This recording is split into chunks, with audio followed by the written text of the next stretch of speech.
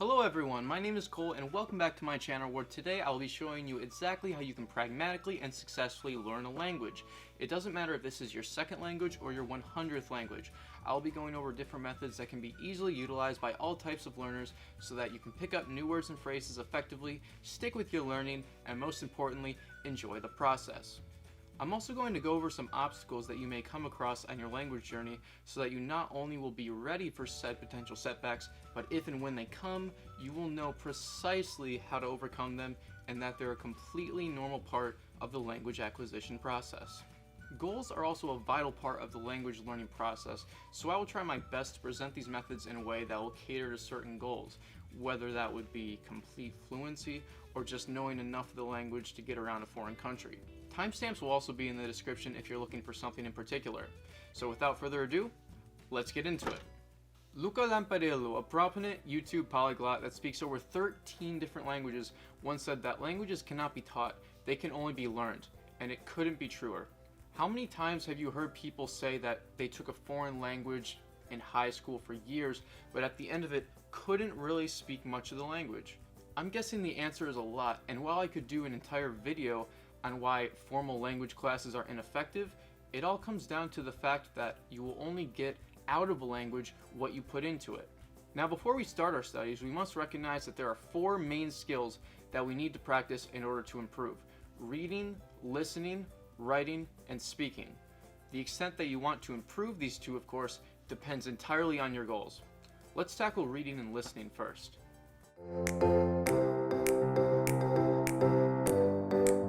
I'm going over both of these together because ideally you're going to want to read and listen at the same time so that your brain will become more accustomed to both the sounds of the language and to the written system while simultaneously connecting them together.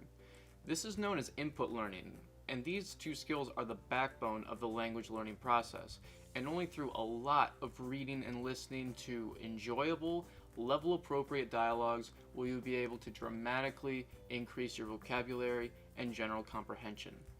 Think about how babies learn their first language. They listen to their parents talk to them for years before they start to make sentences and assign meaning to both real and abstract things.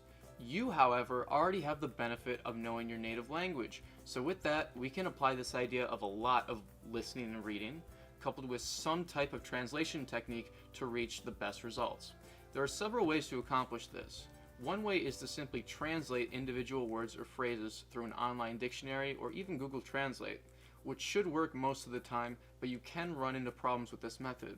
If, for example, you try to translate an idiom, joke, or expression, direct translation may not work as intended.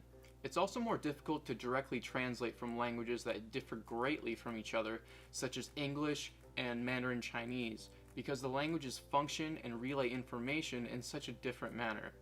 The best way to get over this is to have a native speaker of your target language at your disposal and/or join a language community or forum where you can ask questions and get good answers just to be safe. You can find these communities on virtually every major social media platform and language app. But of course, this is recommended and not required at all.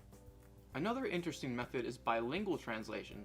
This is when you translate a piece of text from your target language into your native language and then back into your target language as best as you can. This is much more mentally taxing at first, but it can heavily increase your retention and make it easier to speak and write later on. You can also improve your accent and pronunciation in the language by shadowing or imitating the accent of the native speaker that you're listening to.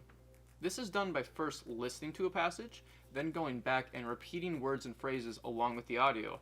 With all translation methods, be sure to take advantage of the internet. If it wasn't your best friend before, it sure is now.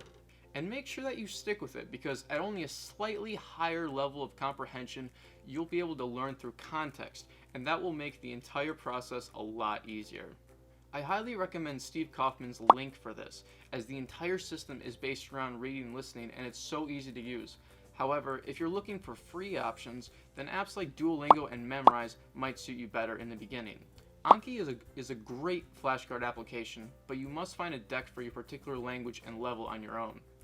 I have found multiple pre-made language decks with thousands of words in them, along with audio files recorded by native speakers that really helped me out with supplementing my learning.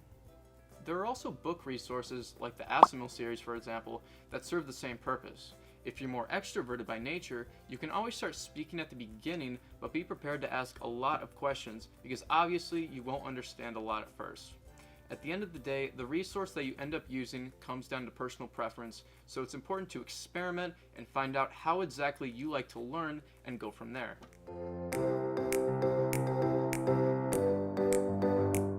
Writing is sometimes thought to be an unnecessary skill in language learning and is often neglected by learners. However, writing can take on many different forms and is nothing but relevant and helpful. Texting, typing, traditional pen and paper writing, or any other activity in your target language that involves you materializing your thoughts can be considered writing. This comes with many benefits, including increased retention, being able to easily identify your strengths and weaknesses, along with the constant strengthening of words, phrases, and grammar. Again, having a friend that speaks your target language is a fantastic resource to have, or you can just keep a journal.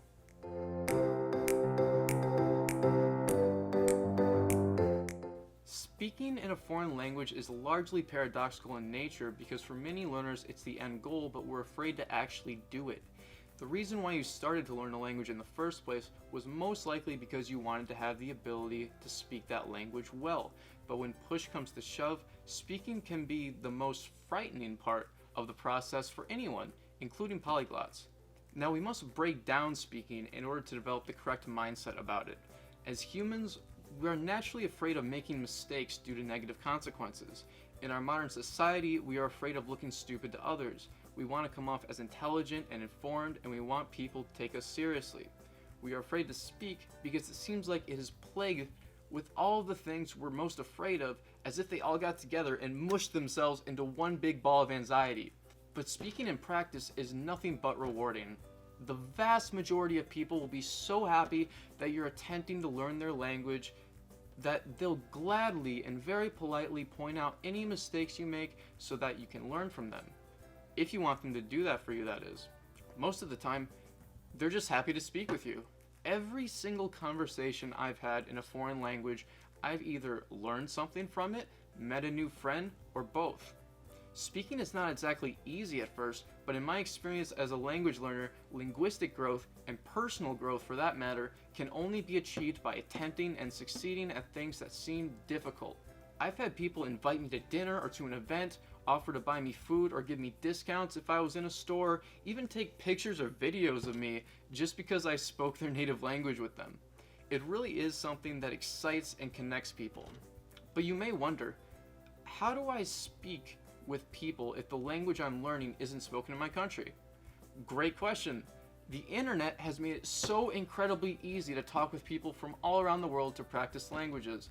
With free websites like italki or Conversation Exchange, you can find a cheap, designated language tutor or a free conversation partner. You'll be able to meet all kinds of people while at the same time creating cultural understanding and improving your language skills.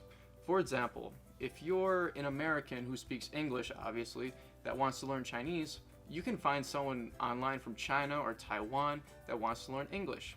This mutual help really goes a long way, and it's a great way to meet friends from all around the world. If you feel like you're not quite ready to speak to a real person yet, no worries. You can always rehearse conversations in your head, ask yourself questions, and practice answering them on your own. Whether you start speaking after a few days, weeks, months, or even years, make sure that you have fun with it. And remember, at the end of the day, it's all about communication, not perfection.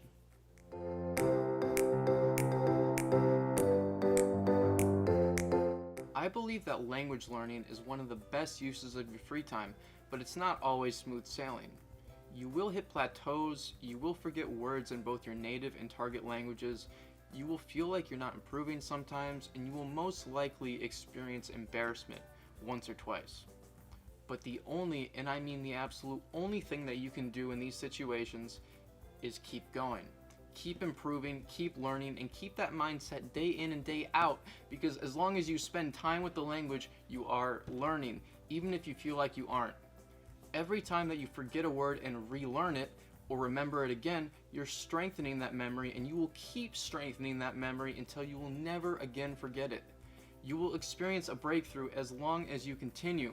You will reach that aha moment where you can suddenly have long, interesting conversations with minimal errors. But in order to do that, in order to get to that point, you must put in the time and effort and keep going.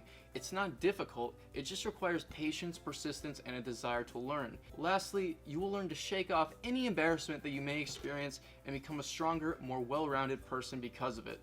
When you adopt this growth mindset, it will not only help you with your language learning, but also it will help you in other aspects of your life as well.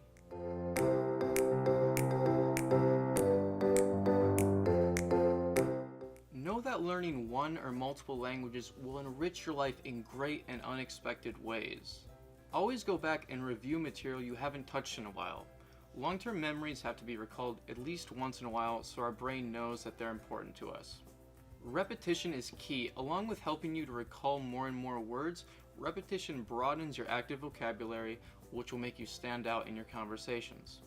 Don't be afraid to make mistakes. You are human and all humans make mistakes, even native speakers in their own language. People will be very understanding and you will always learn from them.